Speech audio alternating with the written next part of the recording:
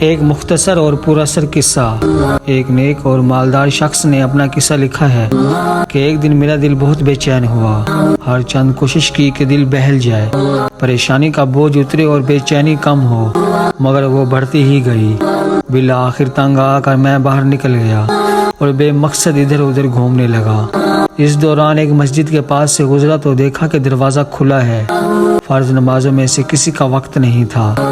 میں بے ساختہ مسجد میں داخل ہوا کہ وضو کر کے 2-4 رکعت نماز ادا کرتا ہوں، ممکن ہے دل کو راحت ملے۔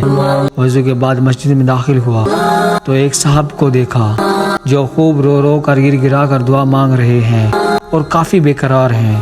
غور سے ان کی دعا سنی تو قرض اتارنے کی فریاد میں تھے۔ ان کو سلام کیا اور مصافحہ ہوا۔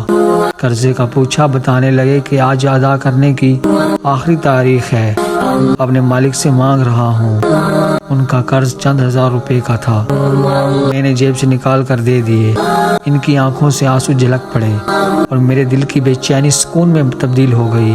میں نے اپنا وزٹنگ کارڈ نکال کر پیش کیا کہ آئندہ جب ضرورت ہو مجھے فون کر لیں، یہ میرا پتہ ہے اور یہ میرا فون نمبر۔ انہوں نے بغیر دیکھے کارڈ واپس کر دیا اور فرمایا، نہ جناب، یہ نہیں، میرے پاس ان کا پتہ موجود ہے جنہوں نے آج آپ کو بھیجا۔ میں کسی اور کا پتہ جیب میں رکھ کر ان کو ناراض نہیں کر سکتا۔ سبحان اللہ و بحمدہ، سبحان اللہ العظیم۔